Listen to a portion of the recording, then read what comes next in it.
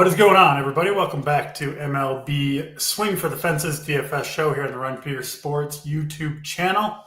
It's Tuesday, September 23rd, about a week to go in the MLB regular season. And here breaking it down, as always, on Tuesday with Steve Boynton. Steve, how you doing on this Tuesday afternoon?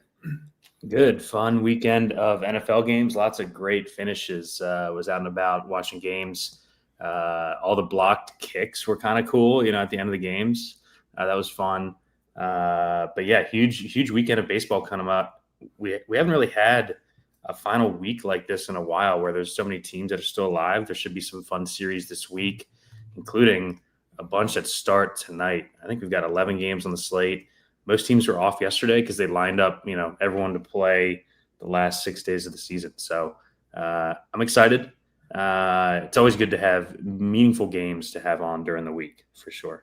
Yeah, fun time of year, obviously, in the baseball streets. And actually, it's really the only time of year, Steve, where you have to pay attention to some of the narratives, the incentives, right, that the teams are going through. You've got some teams that clinch and then roll out terrible lineups.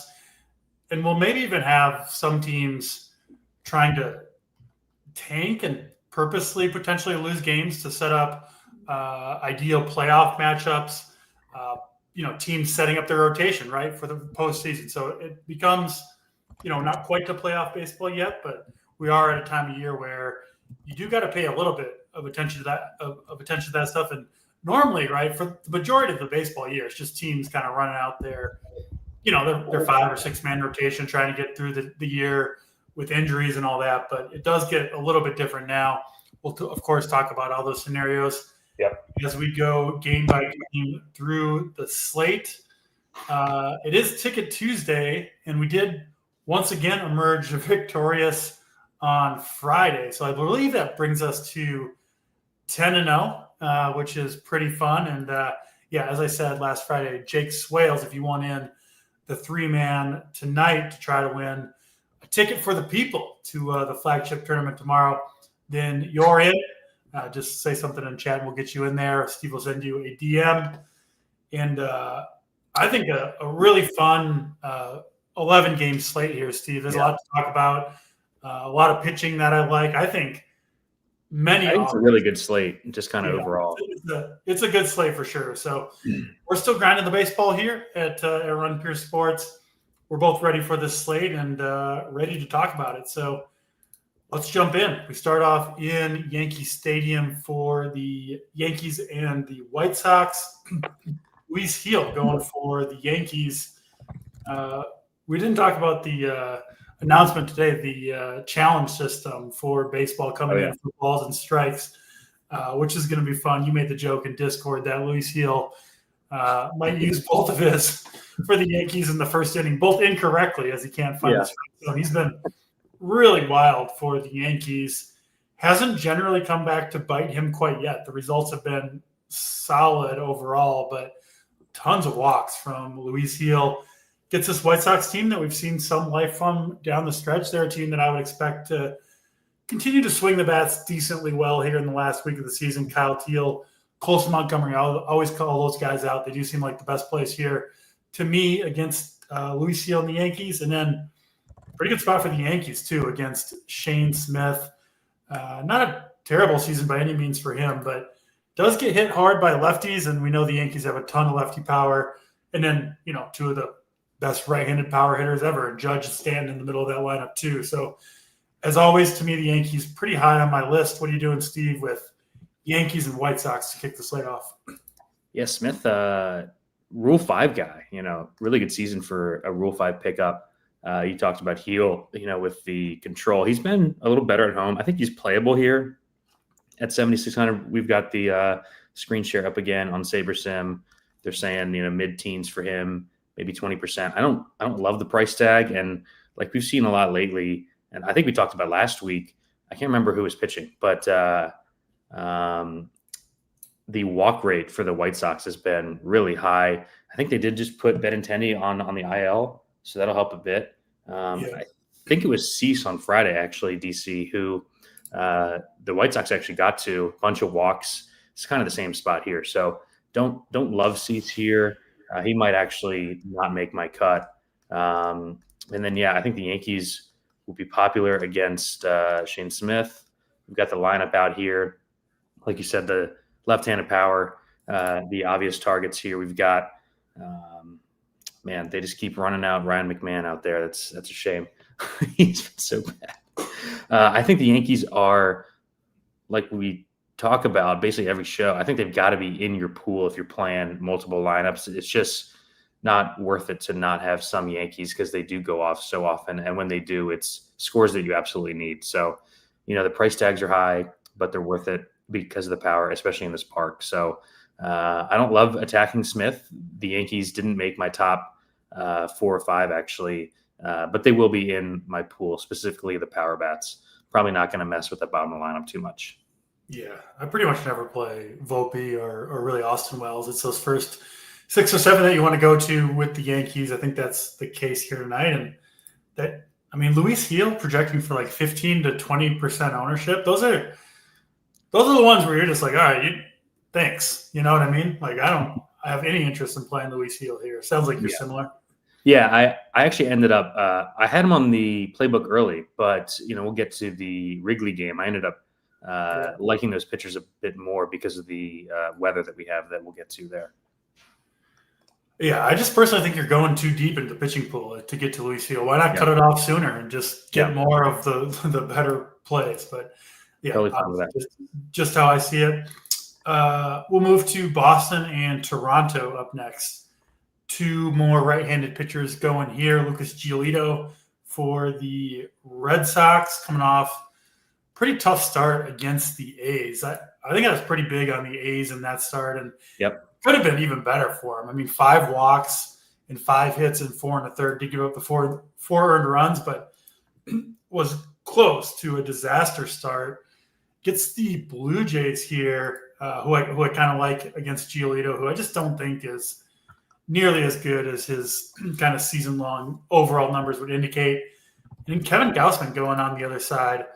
I think kind of quietly, Steve has put together a really, really strong second half. Even if you just look at, the last 10 games, ERA close to 2, a whip way below 1, not walking anybody. The strikeouts have been there. He's going deep into games. He's just been awesome for the Blue Jays. And I did write about this in my article a little bit today.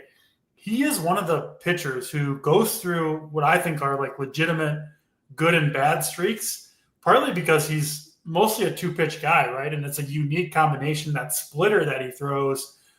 When it's good, he's one of the best there is. And clearly he's going like that right now. I've talked a lot about that with Blake Snell too, where once he has it, it usually sticks around for a while. So Kevin Gausman, a guy I'm pretty high on tonight. Some dangerous bats for sure in this Red Sox lineup. It's not a team I love to pick on in general, but enough strikeouts here for Gausman, who I think is really at the top of his game right now. One of my favorite pitching plays today for sure. Talked to Steve, Blue Jays and Red Sox. Yeah, big series here too. AL East is coming down to it. A couple of these division leaders did not think that they would be in dogfights at the end of the year. I was kind of hoping the Tigers and the Guardians would be on the slate so we could talk about them. But right now, Toronto with only a 2-game lead over the Yankees. So, you talked at the top of the show having to kind of be dialed into what teams need what. There are 2 pitchers on this slate that are just far and away the best plays on the slate as far as upside and duration. Logan Webb and Kevin Gausman, both pitching for teams who need to win. Both guys who, we know are going to go deep if things are going well. I expect full board here from Gausman. It's a slightly worse matchup against Boston than Webb has, who we'll get to later. They just haven't been striking out as much. But I think with Gausman, like you said, it's more about him than the opponent here. You mentioned how good he's been lately. Last 4 starts, 30 innings, 0.9 ERA, 0.67 whip, 28 Ks and only 4 walks. As Toronto's probably going to be the 1 seed here, and he's going to start. I think it's going to be him starting game 1 over Bieber, if I had to guess.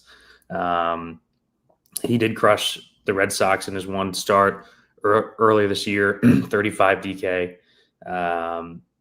I just think outside of Webb and Gossman, and then we'll get to Bryce Miller later, every other pitcher, there's concerns with duration because of, not playing for anything. We'll get to them later, but I just think that there's a very large gap in tier between the Webb, Gossman, Bryce Miller trio and the rest of the slate. Yeah, 100%. Just looking at Giolito's. Yeah. And then, I think we can play some Toronto bats too. You mentioned the A's last time. I think we were both on the A's in that start. It could have been way, way worse for Giolito. He got out of several big jams in that game and still gave up 4 runs in 4 1/3. Toronto's just been mashing these spots pretty much all season at low ownership. And I think they can do some damage here too. You don't even need to full stack them here, even though I'm fine with it. I just think that Boston probably does what they did last. Like if he's getting hit, I don't think that they just let him get killed because Boston still does have a chance at the wild card here. That makes sense. Looking at Giolito a little bit closer while you were talking, I mean, he's clearly looks to me like he's kind of clearly in decline, losing velocity steadily. Last start, he was 1.5 to 2.5 miles per hour down on his season highs, and then even like the bunch of walks too. He's plus pitching stuff. It all thinks that he's really declining and not pitching at a very high level right now. So I came in pretty high in Toronto, but honestly, I'd missed that about Giolito. And we've been pretty good about picking out these pitchers who we think are kind of fading down the stretch, and obviously with the help of these numbers, right? They kind of is what shows you, and it doesn't look good for Giolito. So I got to get in on some Toronto bats here. Could see just a pounding here from Toronto, like a 12-0, right? Maybe we get some of those Gausman shutting them down, and we get, I don't know, Boston waves the white flag early. Could see it. I got to get in on Toronto against Giolito here for sure. Yep. Let's move to Nationals and Braves. Braves with the big night yesterday. I know you and I were on them. I think pretty much everybody was in the Discord, so that was fun. Ozzy Albies done for the year, broke another bone in his hand. Man, how many times has he done that? That's got to be 2 or 3, right? He must have like bird bones or something. Anytime anything happens, it was on a swing too. Kind of weird. Yeah, it is weird. But yeah, he's done obviously. But a good spot anyway for these Braves lefties who are swinging it pretty good to end the year, going out with some pride. When you've got Acuna, they're kind of leader, right? And he's obviously wants to finish the year strong. He's kind of got, I feel like feels like he's got a lot to prove. The team goes as he goes, and they're swinging it right now. So I do like this Braves team quite a bit against Brad Lord, who isn't any good. Nationals bullpen behind him. And this Nationals team, man, they got to be ready to go home, right? It's been a long season. We've seen them fade down the stretch. I think the Nationals probably going to get pounded in this last week of the year, probably tonight. So I like the Braves. Hurston Waldrop is someone who I've played quite a bit of. He's been really good for them. Did have that rough start against Houston. I think he's a pretty good play here. 9K feels like a lot. Like I just can't play him over Gausman or Webb. But I do think he pitches well here, Steve. And I'd certainly like picking on this Nationals team. What about you? What do you see Nationals and Braves? Yeah, talks about how Webb and Gausman pretty clearly the 2 best, but I think there are a couple of really interesting tournament pivots, starting with Waldrop here. I know we were in a group chat, me, you, and our guy JT, when Waldrop faced the Nats last time out, and his stuff plays so well against a left-handed heavy lineup with his splitter. So I think it's a really interesting tournament pivot yet again here. We get him at 10%-ish. I actually thought I had him up here. Yeah, around 10%. He projects for a point or 2 less. Really good chance for a win here at home too, with how the Braves have been swinging it. So I do like Waldrop. I'll be having some of him. Our guy Ha-Sung Kim sitting like 390 since the Braves stole him from a contender when he was trying to make it through waivers. He's been really, really good. Shortstop's been a pretty weak position down the stretch. He's hitting 5th for 3,600. I think I got to have him in a Brave stack. Michael Harris was the key last night. Actually got second in the smaller 121 because NFL was going on. But Harris was the key. He had 3 stolen bases last night. He's going to run. The Nats are one of the easiest teams in baseball to run on. So, they don't have Albies here, but we get a very cheap lineup throughout outside of Olsen and Acuna. So in on Braves, I think they're going to end the season strong offensively. Pretty much just want the heart of the order here. 2 through 6 is probably what I'll do. If I need to, I'll play one of the cheap guys in the back half. Yeah, nothing to play for the Braves, but they're not playing like that. They're playing to win. You can see it if you watch the Braves play. That at least for these last few home games, they're going to give it their best. And the Nationals, I can't say the same about them. So I do think you want to be on the Braves. The Nats are going to have a new GM, a new manager, probably an entire new staff, and a lot of the guys in this lineup are not going to be with the Nats next year. So this is pack up the tents time for the Nats. Listen, I mean, they got James Wood and C.J. Abrams, 2 good building blocks there. But yeah, for this game, Jalen Lyle's been really good. Yeah, that's fair. Yeah, but for this year, not a team to go to. Let's go to the Mets and the Cubs up next. What do you know? A wind blowing in at Wrigley Field once again. I kept waiting for it to turn, but the good weather never happened. There was that one Friday where I texted JT. I was like, the wind's blowing out at 20 miles an hour. Can you do the show? I have to get up there. And they scored like 17 runs, and there hasn't been one good game since then. Yeah, good point from Wiley here. Baldwin, he's awesome. I've talked about him from the very beginning. His metrics, right from the jump, were off the charts. He's been great and will likely finish strong. So Drake Baldwin, very strong play tonight. But yeah, like we were talking about the Cubs, just another game, wind blowing in. Going to play pitcher friendly here. Will be, I think, especially tough for home runs. Cade Horton going for the Cubs. Really nice surprise for them. He just seems to keep getting better and better. It's him versus Baldwin. I think it's like minus 110 on both sides for the Rookie of the Year. Could come down to tonight then with how Horton pitches and what Baldwin does. Listen, I honestly haven't played that much Cade Horton. The duration has been kind of a concern, and I still think he's kind of pitching over his head. But, man, he's been awesome. It's enough to keep me away from the Mets. I'm not going to play Horton at 8,500, but won't be going to the Mets bats here. And kind of the same thing with Peterson on the other side. I do think he'll pitch decently well, but not good enough, I don't think, to use him. And I don't love this Cubs offense either. I'm mostly avoiding this game. Sounds like, Steve, you might have some interest in the pitching here, though. Yeah, I mean, this total is cratering. It's down to 7. Might even move to 6.5 because the wind is picking up. Earlier this morning, it was 5-ish miles an hour, but we're seeing 15 to 20, maybe 20 plus straight in from center.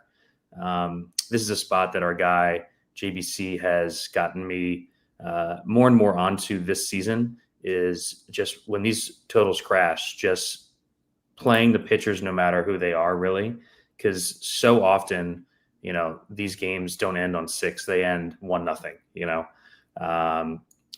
Cade Horton, if I asked you how many points per game you think he's put up on DK in his last 10 starts, what would your guess be? Like 26? 21. Yeah. I figured it had to be a high number, so I went high. But yeah. He's got a .78 whip. The guy's been really good. It also could be a series where like both of these teams kind of play tight, like the Mets. Man, I mean, we could do a whole hour on just what the fuck is going on with the Mets right now, just completely imploding. The Cubs just scored 2 runs in 3 games over the weekend at Great American Ballpark.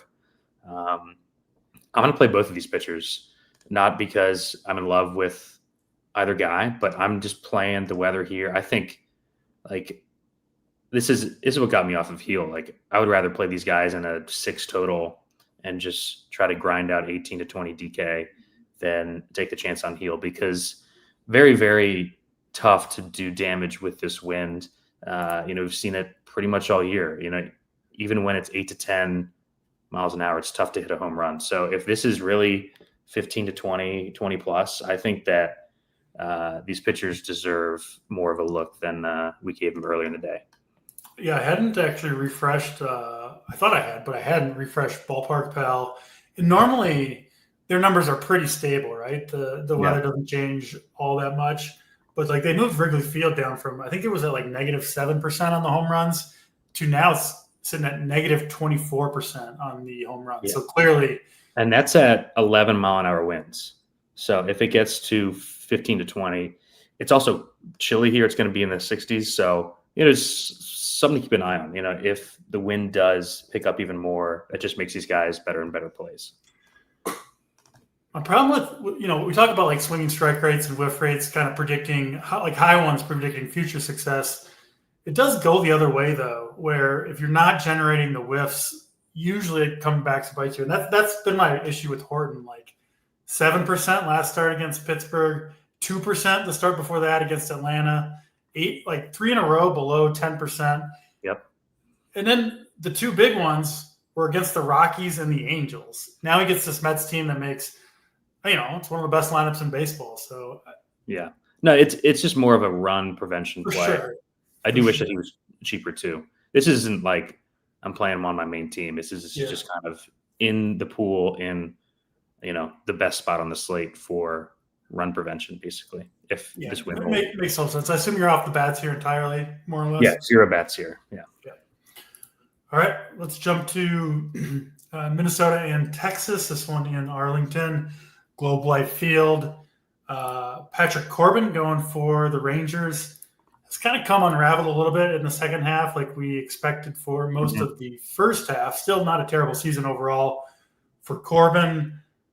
I do kind of like the Twins here. Byron Buxton in particular really wants the 30-30 season. I think he's at 24 steals. They've talked about it openly. So he's going to run essentially every chance he gets, Byron Buxton. So something to keep in mind against Corbin where the matchup's great anyway, right? So did want to mention that right away. I do think this Twins top five, Buxton, Martin, Jeffers, Keyshaw, Royce Lewis, is somewhat interesting against Patrick Corbin and the Rangers. And then Zebby Matthews going for the Twins. Have played too much at him. Not last start. I was on the Yankees. I know you were too in that one. So, yeah, we did get that one right. But in general, Matthews just hasn't been great.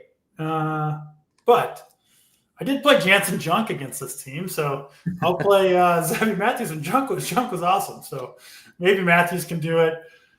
I guess we can say now, Steve, one last ride because I don't know if he'll get another start. So if it's not going to be now, this is his last chance.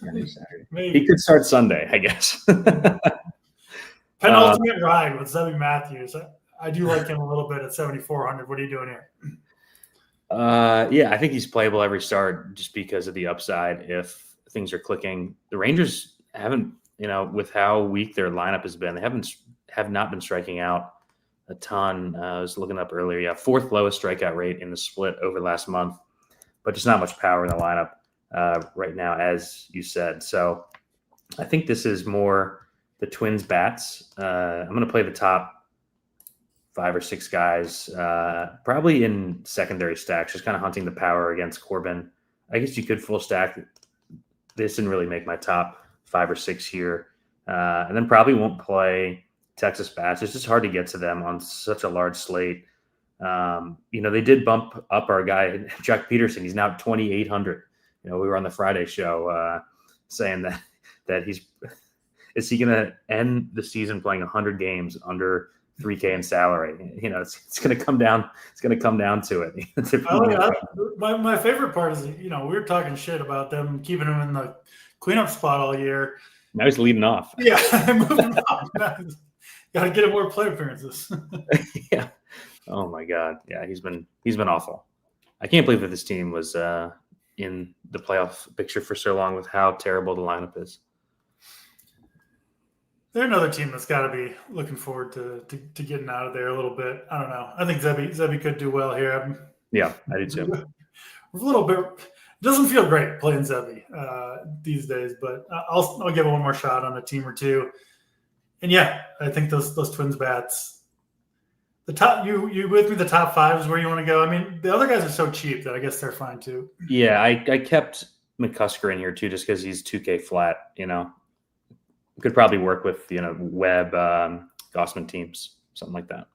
Yeah, makes sense. Let's go to the second half of the slate, which is all out west. What do we have? 7 games, I think, on the 6 or 7 6 games on the West Coast, which is pretty rare, pretty cool. Good time to remind everybody, hit the like button if you're still with us here at the end of baseball season. You've surely been enjoying the shows. Hit the like button. It does help us out. And of course, check out runpuresports.com for all your DFS and sports betting needs. Let's go to Anaheim then for the Angels and the Royals. This one at Angel Stadium.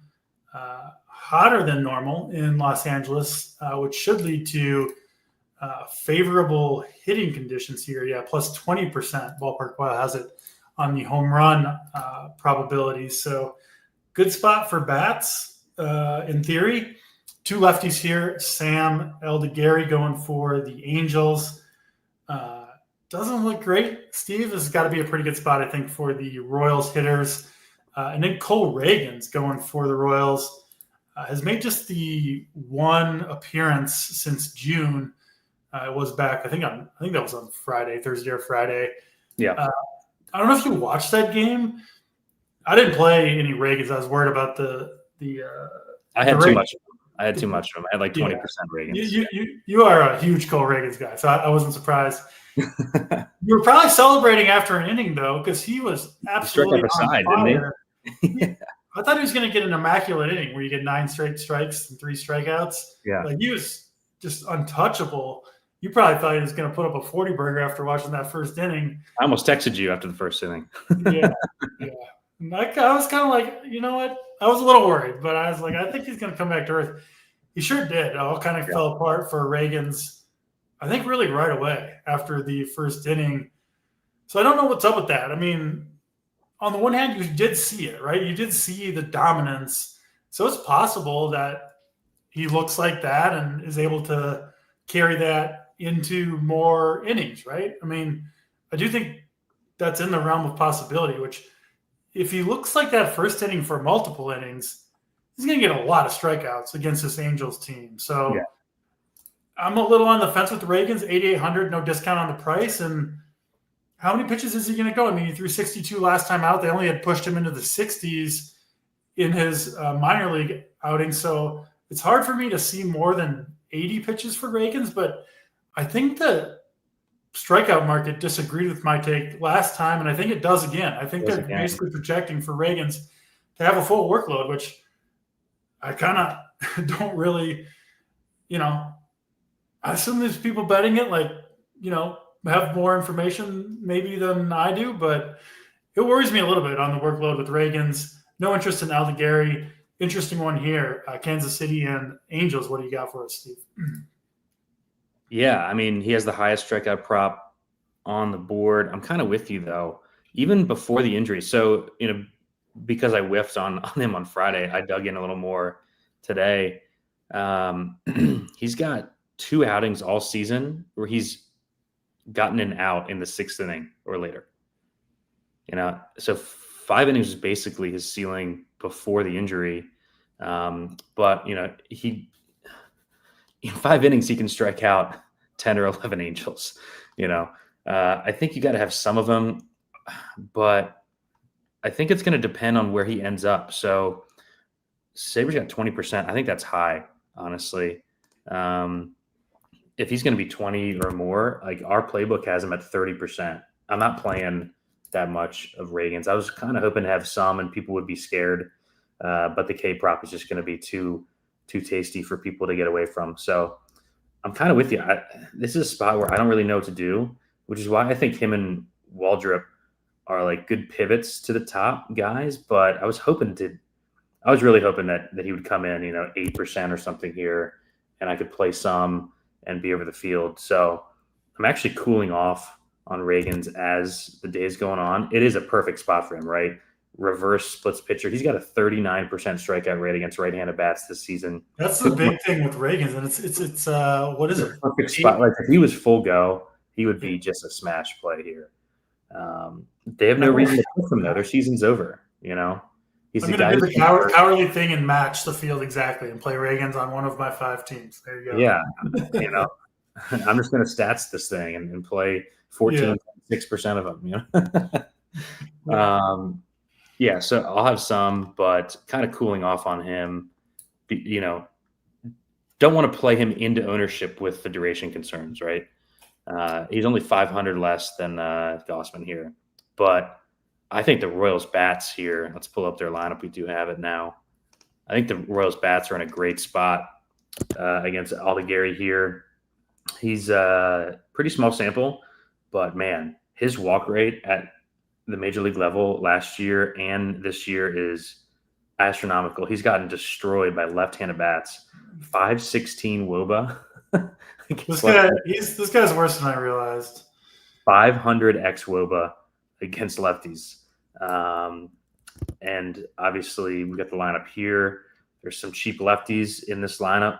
Caglianone, our guy Carter Jensen, who I know we both played on Friday night. Yaz is leading off. Actually, we don't have the lineup. I lied. I thought that was the one that came through.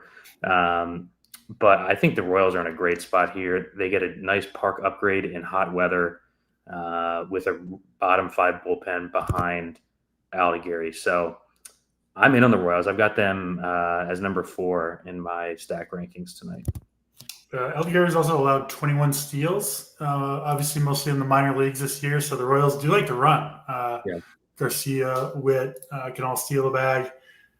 Yeah, Royals look they look good here. Chalk Royals never lets us down. Like I don't know. I think that Houston is going to come in crazy owned. So I think just anything outside of Houston will be fine. Although they might fit well with Houston, which is why that pops through. So I mentioned like the stuff plus, pitching plus stuff. Aldigari's at 73 pitching plus this year and 72 last year. That's about as low as you'll see for any pitcher go. So that model thinks he is one of the very, very worst pitchers of any kind throwing at the big league level. With a double-digit walk rate too. Yeah, I mean, that obviously plays into doesn't throw strikes, doesn't miss bats, doesn't do anything well. So got to be in on the Royals here. I'm with you there. Let's go to Arizona for the Dodgers and the D-backs. Shohei Ohtani on the mound for the Dodgers has been around 5 innings in most of his previous starts. That's what I expect from him here. Any chance, maybe, Steve, they push him to 6 to let him get ready, ramp up for the playoffs? Probably not, but it did cross my mind. And then Brandon Pfaadt going for Arizona. If you've watched this show when Pfaadt's pitching, our approach to him is always going to be the lefty power is what you want. It has been from the beginning from Pfaadt, and he's never really deviated from that. So, unfortunately, cannot play Ohtani as a hitter. He would have been an awesome play there. I do like Freeman and Max Muncy. I think one of the better one-offs of the entire slate against Pfaadt. I like Ohtani, the pitcher here to some degree, Steve. Even with 5 innings, I mean, he's just so talented that he can get a bunch of strikeouts. We've seen it a couple times recently. I think Ohtani's in play at 8K. It's tough with the capped upside, but most pitchers. Ownership though, 30% ownership on him as a pitcher here. That's too high. Then I'll have to go somewhere else. Yeah, I mean, so his props are coming down too. A bunch of places have pulled his outs prop all together here. I'm a bit nervous with him in this spot. It doesn't give me a warm and fuzz. I mean, he has been awesome. Obviously, I think he's playable. I'm probably gonna be under him here.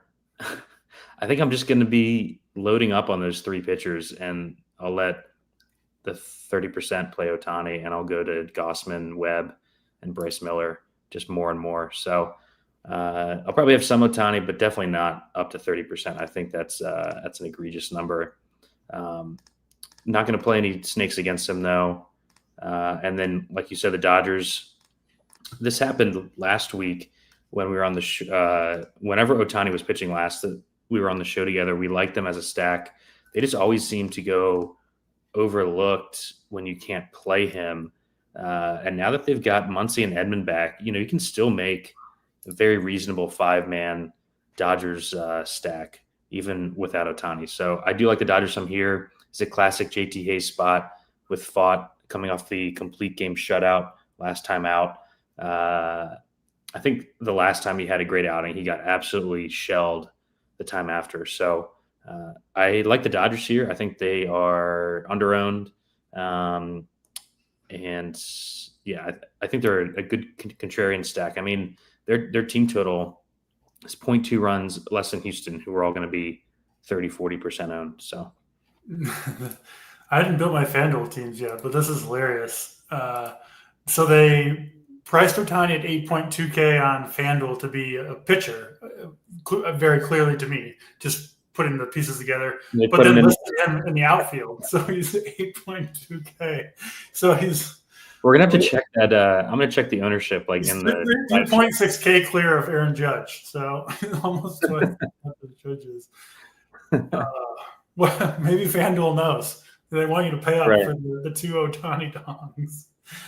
That's funny. I think I'm going to play him on one of my 5 FanDuel teams just because.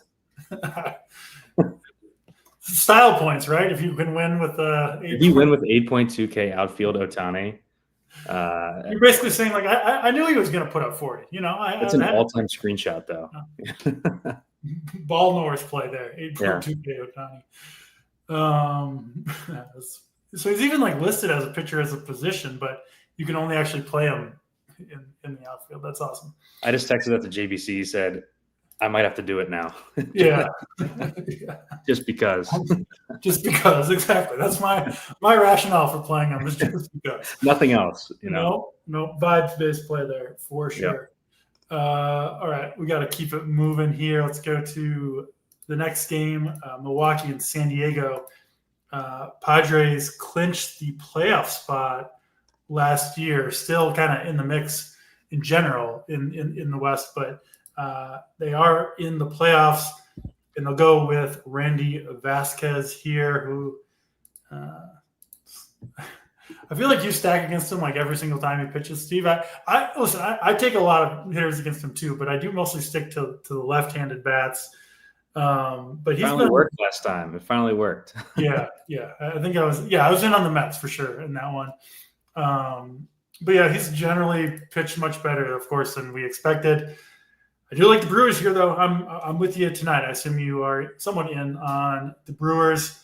I'll stick again to the lefties mostly. Frelick, Yelich, Turang, the clear 3 to me if I'm picking off individual Brewers bats.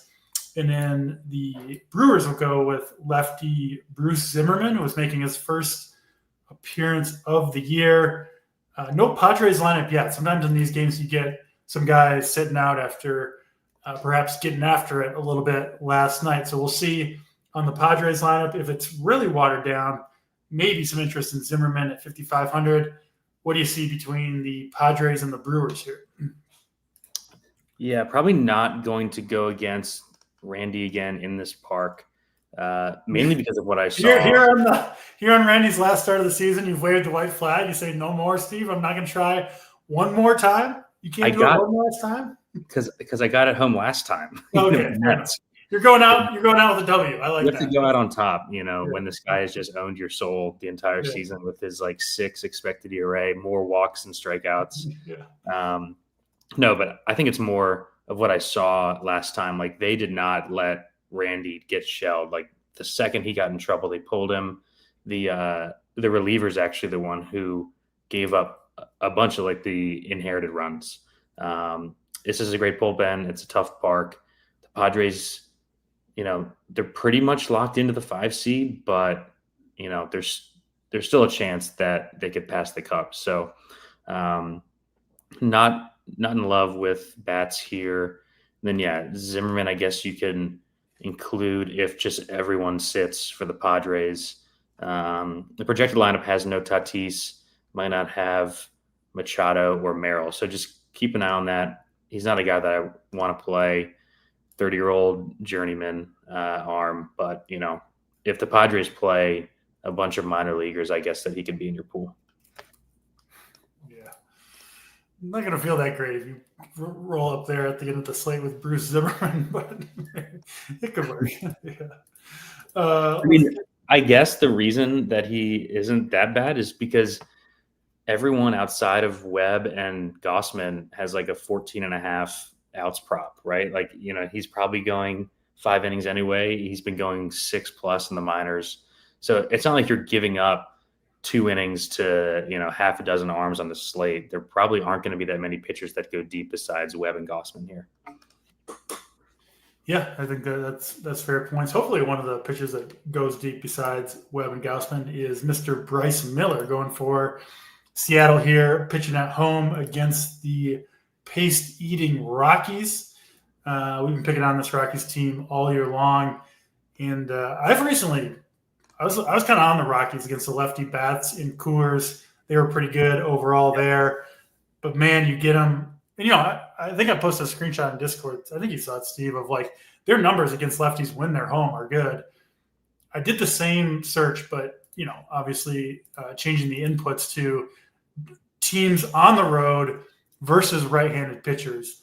And in this split, the Rockies are the worst in every offensive category. The highest strikeout rate, the lowest walk rate, the lowest WOBA achieved, 246, is actually a bigger difference between them and the 29th team than there is between the 29th and the 15th team.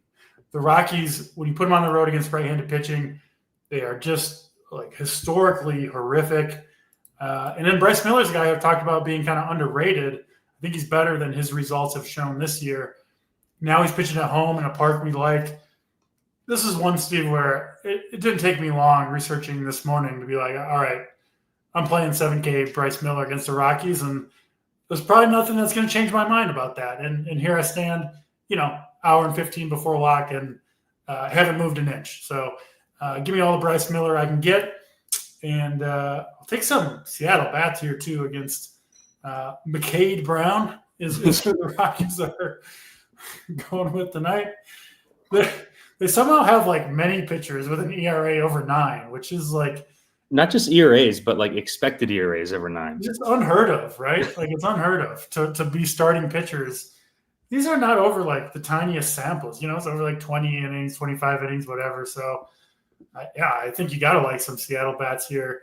And like he's starting games because he's presumably like just as good as, the guys who aren't good enough to start coming out of the bullpen. So yeah, give me all Seattle here, Miller and the Mariners bats. Yeah, I don't play run lines very often in baseball. I'm playing it this entire series.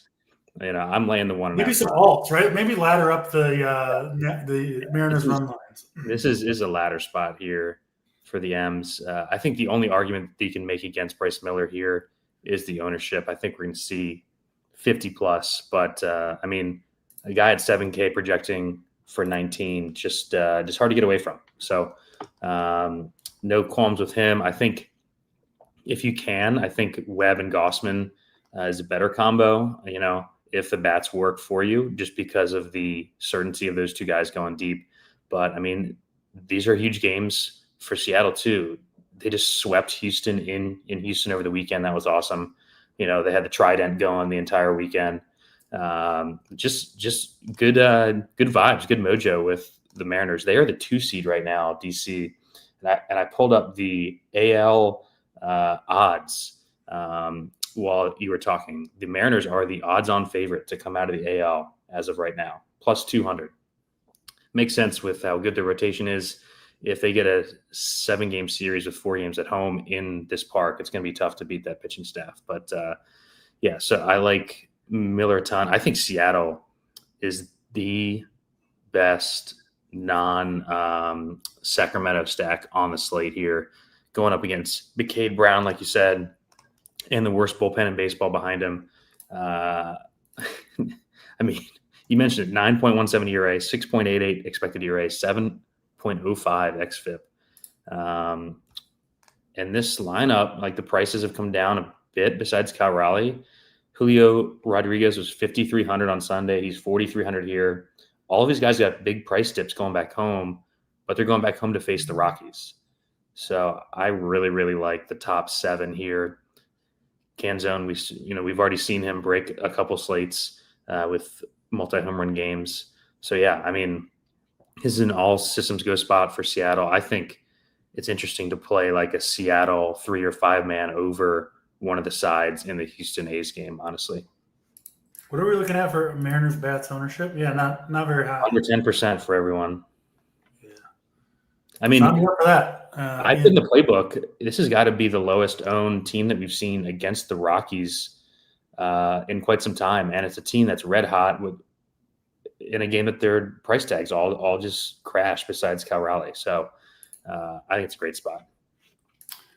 Absolutely. Let's get in on some Mariners money lines. We obviously like the Mariners here. Steve, you were talking about the White Sox earlier, thinking they are too big of dogs against the Yankees. Any others you're in on tonight?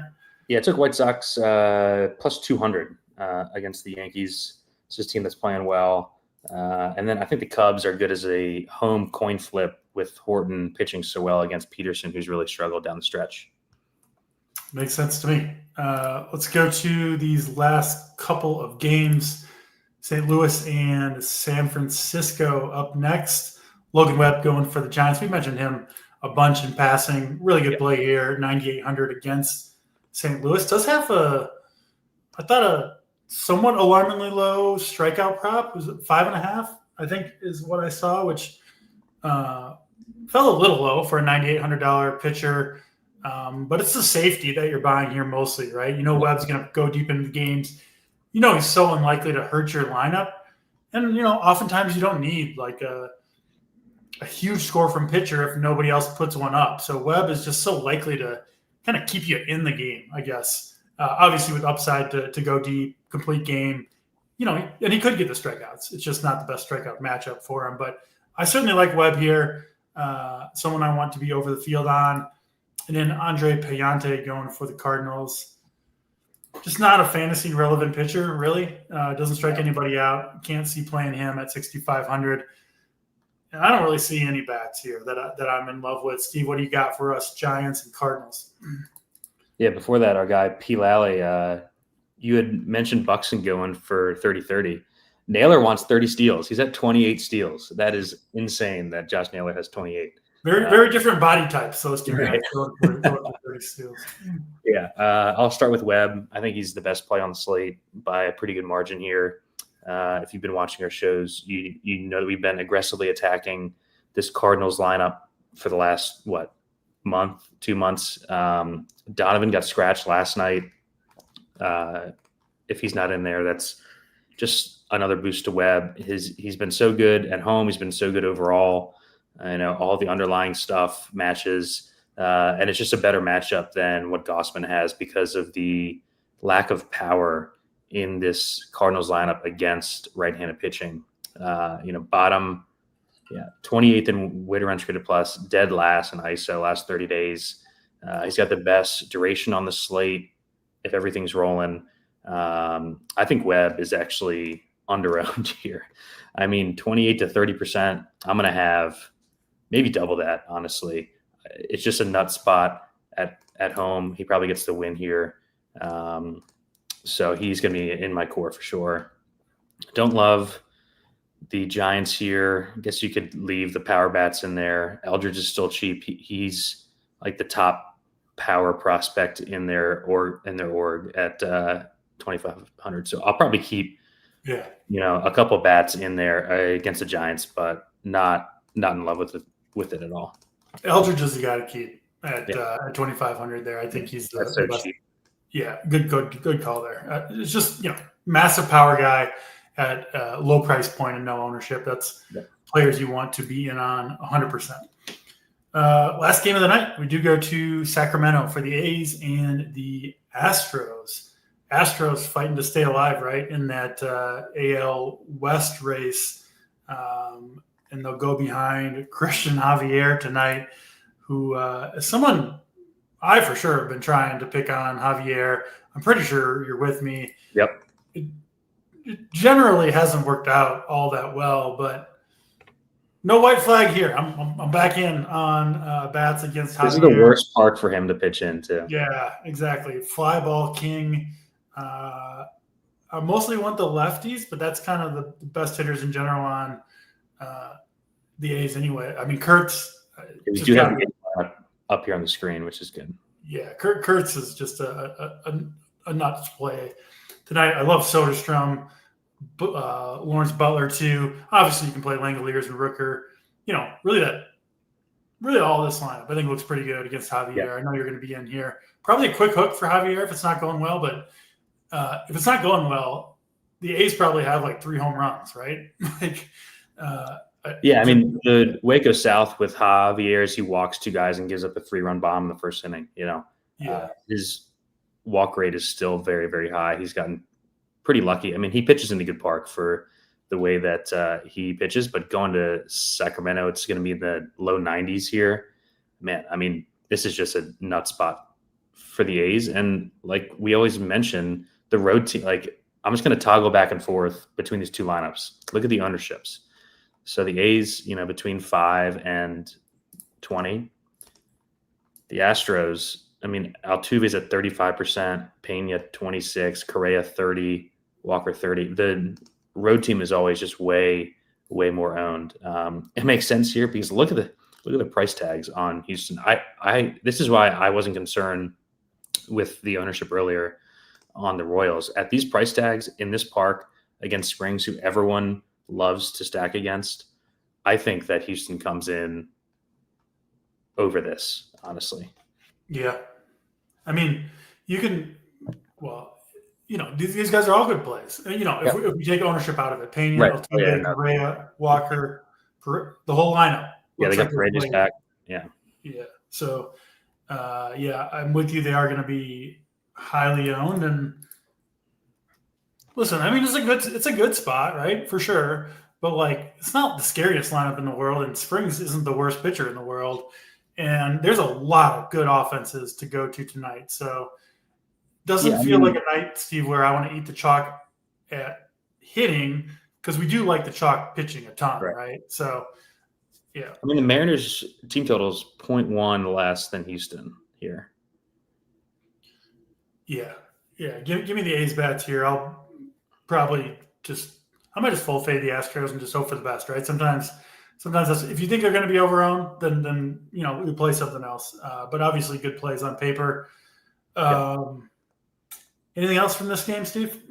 No, I'm not on either arm. I think we're kind of in lockstep. I'm not fading Houston, but I'm going to try to get unique. I think the bottom of the order is good. Cam Smith has been crushing lefties all season. I actually kind of like Paredes, Cam Smith, Diaz overplaying into like Altuve, Chalk, Pena, who's hurt, Correa, who doesn't have that much pop anyways. So, maybe if I'll play it, I'll play like 4 through 8, something like that, and get different. I don't think you need to play Springs. It would make sense as a leverage play, but yeah, I don't think you need to do it. All right, let's go back over pitching, talking through it. I think you're kind of the same, just kind of landing on 3 guys who we feel really good about. And I think a lot of question marks on the slate outside of everyone but these 3 guys. But Logan Webb, Kevin Gausman, and Bryce Miller, really the 3 guys I want, Steve. Probably going to make up maybe all of my player pool. I could end up with a Reagans, perhaps a Waldrop, and Ohtani and Matthews, but I think those guys are not as good of plays by a large margin compared to Webb, Gausman, and Bryce. So that's where I'm going to be. What about you? What are you doing at pitcher, Steve? Yeah, I just think that they're so clearly the best plays on the slate. They're the 3 teams that really need to win, and it's the 3 pitchers in the best spots. It's like a perfect combo. We had mentioned earlier that wouldn't surprise me if no other pitcher completes 6 innings on the slate than those 3. I think that it's, actually very possible. The 2 that I think might are the 2 in this Wrigley game, with the wind blowing in pretty hard. So I'm going to be over the field on those guys. As you can see here, they're super low owned, so you don't have to get much. Yeah. But I'll probably have north of 50% each of Webb, Gossman, and Bryce Miller here. Let's go to the stacks.